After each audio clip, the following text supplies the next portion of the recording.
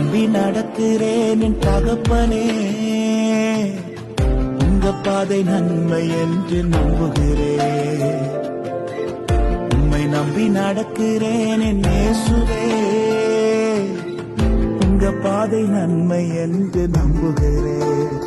நீங்க பிடிச்சிருந்த உங்க கரத்தால என்ன, நீங்க நடத்திடுங்க உங்க சித்தம் போல என்ன.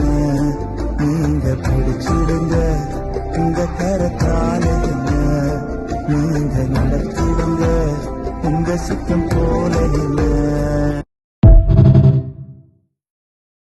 தூய ஆவியின் திரியேக ஆசீர்வாதம் நம் அனைவரையும் ஆசீர்வதித்து காப்பதாக. ஆமேன். கிறிஸ்துவுக்குள் பிரியமான அன்பு இறை மக்களே, இந்த நாளின் சிந்தனைக்காக யோசுவாவின் புஸ்தகம் 18ஆம் அதிகாரம் 3வது வசனத்தின் பிற்பகுதி. எந்த மட்டும் அசதியாக இருப்பீர்கள். யோசுவா இஸ்ரவேல் மக்களை பார்த்து, கர்த்தர் உங்கள் பிதாக்களுக்கு கொடுப்பேன் என்று சொன்ன தேசத்தை நீங்கள் சுதந்திரித்து கொள்ளாமல் அசதியாக இருப்பது என்ன? ஊழியத்துக்கான அர்ப்பணிப்பு. ஒரு பெற்றோருடைய மகனாக இருக்கின்ற மகனுடைய கடமை தன்னுடைய தகப்பனுடைய சொத்துக்களை பராமரிப்பது, தகப்பன் விட்டு சென்ற வேலைகளை செய்வதுதான் அவனுடைய கடமை.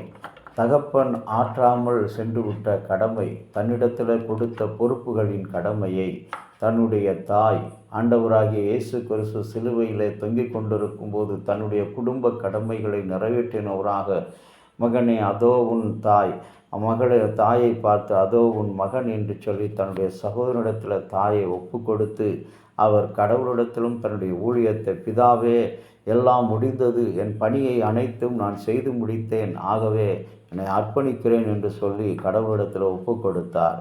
இன்றைக்கு நம்முடைய உலக வாழ்க்கையில் கர்த்தரால் தெரிந்து கொள்ளப்பட்ட ஜனமாக, கடவுளால் வேறு பிரிக்கப்பட்ட ஜனமாக ஊழியத்திற்கென்று தெரிந்து கொள்ளப்பட்டோம்.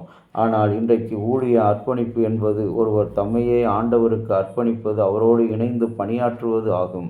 ஆனால் இன்றைக்கு நம்மை படைத்தவரும் மீட்பவரும் நம்மை பராமரிக்கிறவருமாக இருக்கிற ஆண்டவராகிய கடவுளிடத்தில் முழு நம்பிக்கை உள்ளவர்களாக நாம் அழைக்கப்படுகிறோம். அப்படி முழு நம்பிக்கையோடு இருக்கும்போது தான் நம்மை சுற்றி வருகிற பொல்லாத சத்துருக்கள், போராட்டங்கள், வியாகுலங்கள், வியாதிகள், அவை அனைத்தையும் நாம் நற்செய்தியின் பொருட்டாக கருதாதபடி விட்டு உதறி தள்ளிவிட்டு நற்செய்தியை பிரசங்கிக்க நம்முடைய அப்போஸ்தலன் கட்டளையிட்டது போல நாம் இந்த நாளில் அழைக்கப்படுகிறோம். அன்பு இறை மக்களே, ஆண்டவருடைய சுவிசேஷத்தை பிரசங்கிப்பதில், அறிவிப்பதில், அந்த ஊழியத்தை செய்வதில் தடைகள் உண்டு, கஷ்டங்கள் உண்டு, போராட்டங்கள் உண்டு, அடிகளும் அவமானங்களும் நிந்தைகளும் உண்டு. விரட்டப்படுவோம். பவுல் விளக்கமாறினால் அடித்து விரட்டப்பட்டதைப் போல விரட்டப்படுவோம்.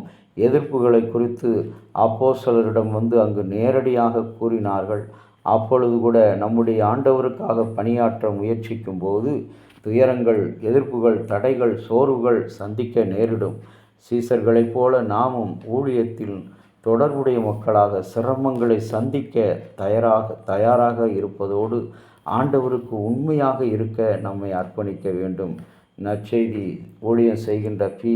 லாய்ட் என்பவருடைய வரலாறை கேட்கும்போது, கிறிஸ்தவரை வாரும் அர்ப்பணிப்போம் என்னும் பாடல் கிறிஸ்தவ வாழ்க்கை என்பது பிறருக்காக இயேசுவின் நாமத்தில் பணியாற்றுவது என்று நமக்கு நினைவூட்டுகிறது. அப்பாடலுடைய முதல் கவி, கிறிஸ்தவரே வாரும் அர்ப்பணிப்போம், கர்த்தருடைய பணிக்காக உங்கள் வாழ்வையும் தகுதி உள்ளவர்களாக்க உங்கள் இருதயங்களை ஒருமனதாக மாற்றுங்கள், மகிழ்வுடனே அவர் சன்னதிக்கு முன்பாக வாருங்கள், அவருடனே பணியாற்றுவதற்கென பொருத்தனைகளை புதுப்பியுங்கள், பாவத்திலிருந்து மனந்திரும்பி புது வாழ்வால் மறுரூபம் ஆக அழைக்கப்படுகிறோம்.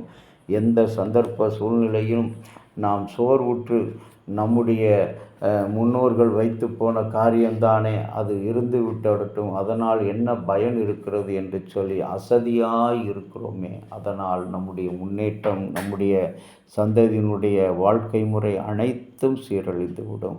இன்றைக்கு திருச்சபை சீரழிந்து கொண்டு இருக்கிறது என்று சொன்னால் காரணம் என்ன? அசதியாக இருக்கின்ற நிலை.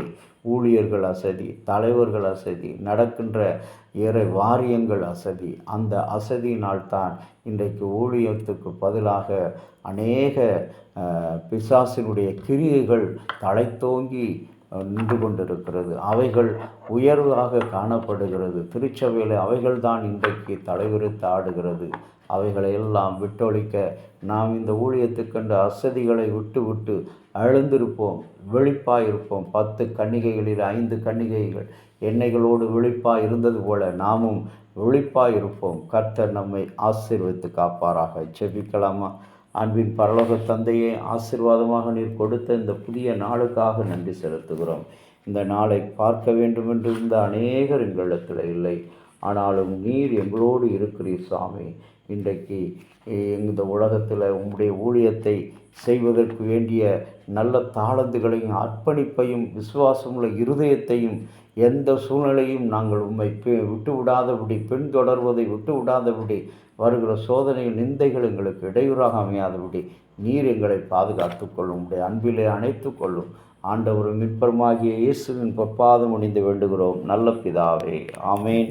தந்தையாகிய கடவுளின் அன்பும் மைந்தராகிய இயேசுனுடைய அருளும் பரிசுத்த ஆவியினுடைய நல்ல உறவும் பாதுகாப்பு உங்கள் அனைவரோடு இருப்பதாக. ஆமேன்.